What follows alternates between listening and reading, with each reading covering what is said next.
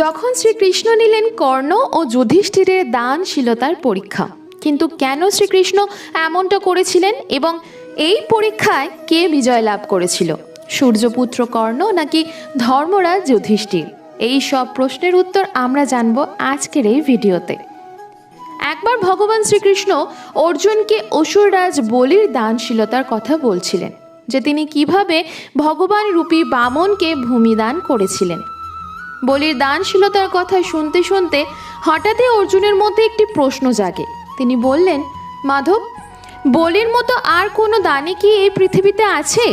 অর্জুনের এই প্রশ্ন শুনে ভগবান শ্রীকৃষ্ণ তাকে বললেন, বলির মতো কেবল একজনই এই পৃথিবীতে রয়েছেন এবং সে হলো দানবীর কর্ণ।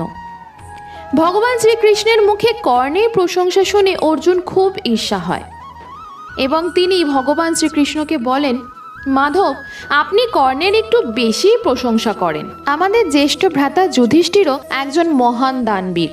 তার কাছে এত সম্পত্তি রয়েছে যে উনি যদি তার জীবন ভোর দান করেন তাহলেও তার কিছুই সমাপ্ত হবে না। অর্জুনের কথা শুনে ভগবান শ্রীকৃষ্ণ হাসলেন এবং বললেন, তাহলে এসো পার্থ, আমার সাথে এসো, আজ দুজনের পরীক্ষা নেওয়া যাক। তাহলে সব পরিষ্কার হয়ে যাবে যে কে সব থেকে বড় দানবীর। এর জন্য ভগবান শ্রীকৃষ্ণ ও অর্জুন ব্রাহ্মণের রূপ ধারণ করলেন এবং তারা যুধিষ্ঠিরের মহলে পৌঁছালেন। যুধিষ্ঠির তখন তার সামনে দুই ব্রাহ্মণকে দেখলেন।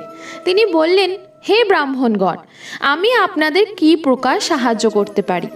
তখন ব্রাহ্মণের বেশধারী শ্রীকৃষ্ণ বললেন যে তার কিছু শুকনো চন্দন কাঠ লাগবে। এখন যুধিষ্ঠির তার সেবকদের বললেন, যজ্ঞের জন্য যে কাঠগুলি রয়েছে সেই কাঠগুলি ব্রাহ্মণদের দিয়ে দাও। কিন্তু যুধিষ্ঠিরের কথা শুনে ভগবান শ্রীকৃষ্ণ তাদের বললেন, হে ধর্মরাজ, এই কাঠগুলিকে যজ্ঞের জন্য কাটা হয়েছে, তাই আমি এটি গ্রহণ করতে পারবো না।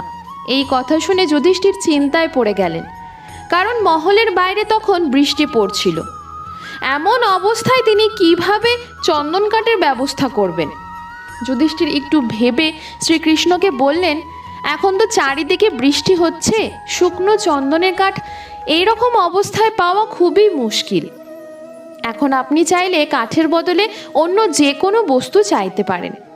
কিন্তু ভগবান শ্রীকৃষ্ণ তার সিদ্ধান্তে দৃঢ় ছিলেন। তিনি বললেন, আমার কেবল শুকনো চন্দন কাঠই চাই, এবং তাও এই সময়ে। নিরুপায় যুধিষ্ঠির ব্রাহ্মণের কাছে ক্ষমা চেয়ে বললেন, আজ আমি আপনার এই জিনিসগুলো দিতে অক্ষম। ব্রাহ্মণরূপী ভগবান মুচকি হাসলেন এবং অর্জুন সম্পূর্ণভাবে চমকে গেলেন। এরপর তারা গেলেন কর্ণের কাছে। ব্রাহ্মণরূপী শ্রীকৃষ্ণ কর্ণের কাছে ঠিক একই জিনিস চাইলেন। তিনি এবারেও ওই একই শর্ত রাখলেন যে তিনি যজ্ঞের জন্য অর্পিত কাঠ নেবেন না।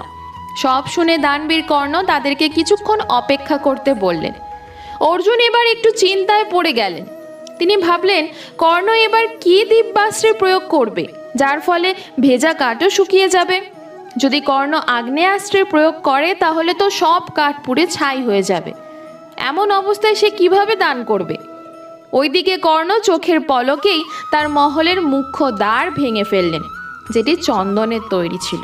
কাঠগুলি মাটিতে খসে খসে পড়ল, যা দেখে অর্জুনও চমকে যায়।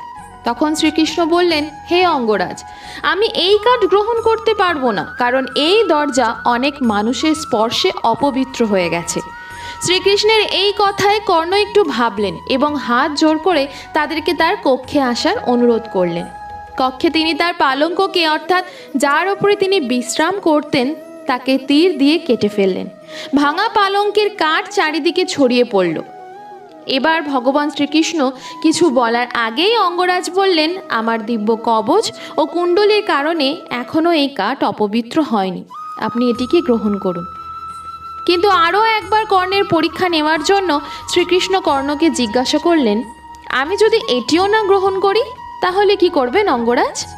তখন কর্ণ জবাব দিলেন, আমি দেবতাদের কাছে সব পুণ্যের বদলে আপনার জন্য চন্দনের কাঠের ব্যবস্থা করব। ভগবান শ্রীকৃষ্ণ বললেন, যদি তারা কাঠ দিতে মানা করেন তাহলে কি করবেন?